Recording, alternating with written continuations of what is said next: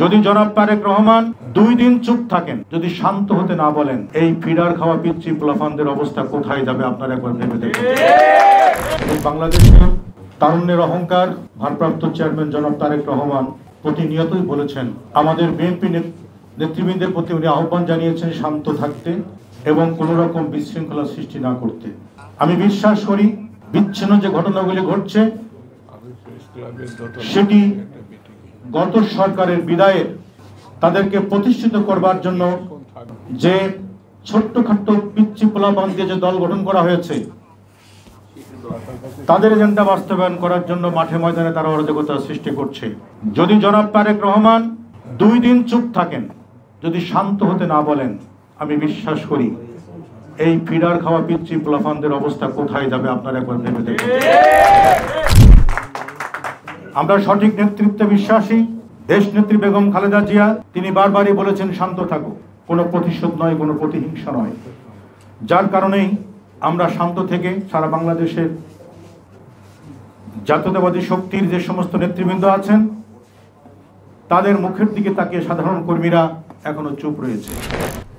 এখানে রয়েছেন জনাব শামসুজ্জামান দুদু, রয়েছেন খালিল কবির খোকন, দুজনই তোখর ছাত্র নেতা। শুধু একবার হুকুম দিয়ে দেখেন তারা ঘর থেকে নামতে পারে কিনা। তাদের একমাত্র ভয় বিএনপি হলো তাদের কাছে একমাত্র ভয়ের কারণ। যে কথা আমার ভাই বলে গেছেন, যখনই নির্বাচন হোক না কেন আয়নার মতো পরিষ্কার বিএনপি সরকার গঠন করবে এবং আমাদের ভবিষ্যৎ নেতা তারুণ্যের অহংকার তারেক রহমান এই দেশের প্রধানমন্ত্রী হবেন। এই আতঙ্কে, এই ভয়ে তারা ব্যস্ত হয়ে গেছে কিভাবে নির্বাচনকে বানচাল করা যায়। আমাদের নেতা এবং দেশনেত্রী বেগম খালেদা জিয়া তাদের রাজনৈতিক দূরদর্শিতা এবং তাদের সুন্দর মানসিকতার কারণেই আজকে এখনো পর্যন্ত বাংলাদেশের মানুষ শান্ত আছে।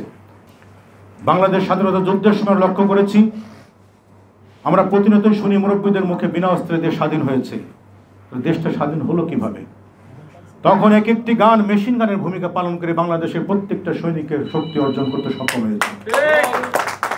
আমি বিশ্বাস করি সাংস্কৃতিক জোট এবং বাংলাদেশের সমস্ত সাংস্কৃতিক শক্তি যদি রাজনৈতিক শক্তির সাথে একভাবে রাজপথে নামে, পৃথিবীর কোনো শক্তি নাই বাংলাদেশে আগামী নির্বাচন ঠেকাতে পারে। যা করছেন বাড়াবাড়ি বেশি হয়ে যাচ্ছে। যা হচ্ছে তা বাংলাদেশের জন্য ঠিক হচ্ছে না। যা করে বেড়াচ্ছেন তা কোনোভাবে কাম্য নয়।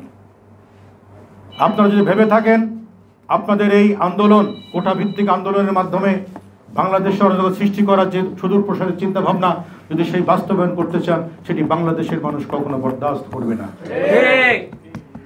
তাই বেশি কথা বলবো না। এই বাংলাদেশ গণতান্ত্রিক সাংস্কৃতিক জোট, আমি একজন সাংস্কৃতিক কর্মী। রাজনীতি এবং সংস্কৃতি দুটো যখন একসাথে এক শক্তিতে